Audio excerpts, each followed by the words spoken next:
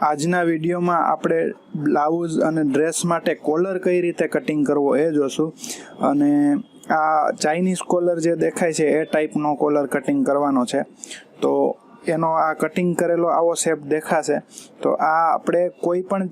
chest size હોય છાતીનું કોઈ પણ માપ હોય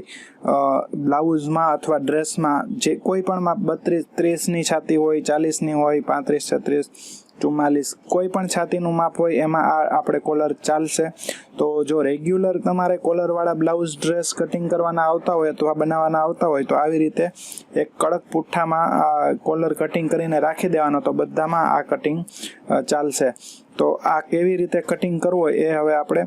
આ એક પેપર પર હું તમને બતાવી દઉં છું તો સૌથી પહેલાં તો આમાં આ કોર્નર છે જ તો કોર્નર એમને રહેવા દેવાનો અને અહીંયાથી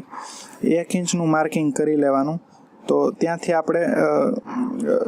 કટિંગ નહીં કરવું પડે અથવા તો આપણે કટિંગ કરવું હોય તો અહીંયા નીચેથી એક પહેલાં માર્કિંગ કરી લઈએ ચલો એમ જ બતાવી દઉં અને અહીંયાથી સાઈડમાંથી એક 90 ડિગ્રીનો ખૂણો પડે એવી રીતે પહેલાં બે એક માર્કિંગ કરી લેવાના પછી આ માર્કિંગથી 1 ઇંચનું માર્કિંગ કરી લેવાનું દૂર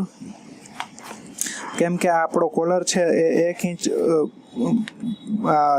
પહોળો છે એટલા માટે 1 ઇંચ અહીંયાથી પણ 1 ઇંચનું માર્કિંગ કરી લેવાનું નીચેથી પણ તો બંને બાજુથી 1 ઇંચના આમ માર્કિંગ કરી અને સીધી લાઈન કરી લેવાની સૌથી પહેલાં એના પછી આ જે પાછળની લાઈન છે અથવા તો આ લાઈન છે ત્યાંથી 2.5 ઇંચ રાખી અને એક માર્કિંગ અહીંયા કરી લેવાનું અને પાછળની લાઈનથી કરીએ તો 3.25 આવે અહીંયાથી 2.5 એક જ મતલબ થાય છે તો આવી રીતે આટલું માર્કિંગ થઈ જાય પછી કોલર એકદમ સહેલો છે બહુ અઘરો નથી આ ખૂણો છે ત્યાંથી 3 ઇંચનું એક પહેલાં માર્કિંગ કરી લેવાનું 3 થી 3.25 ઇંચ સુધી ચાલશે હવે આ 3 ઇંચ સુધી અહીંયાથી આમાં ગોળાઈ આપવાની છે તો આમાં ધીમે ધીમે કરી અને આવી રીતે ગોળાઈ આપવાની આમ બસ અને જરૂરત લાગે તો અહીંયાથી આમ થોડી વધારે પણ ગોળાઈ આપણે લઈ શકીએ અને એ શેપ આપણે જોઈ અને થોડું અંદાજ લઈ લેવાનો કે આ બરાબર છે કે નહીં આ એક માર્કિંગ થઈ જાય એટલે પછી બીજું કંઈ અઘરું નથી અહીંયાથી 1 ઇંચનું માર્કિંગ કરી લેવાનું દૂર અહીંયા તો બરાબર જ આવી જશે પછી આમ 1 ઇંચ દૂર આવી રીતે માર્કિંગ કરતું જવાનું અને આ બીજા માર્કિંગ સાથે આને મેળવતું જવાનું આવી રીતે અથવા પહેલાં બધા માર્કિંગ કરી લેવાના 1 ઇંચ દૂર અને પછી બધા માર્કિંગ એક સાથે મેળવી લેવાના તો પણ વાંધો નહીં અને અહીંયા આવશે એટલે ઓટોમેટિક આ તો 1 ઇંચ દૂર પર જ આપણે માર્કિંગ કરેલું છે એટલે ત્યાં મળી જશે તો આવી રીતે આ કોલરનો શેપ આપણો થઈ ગયો બસ હવે કંઈ સહેલું જ છે આને આવી રીતે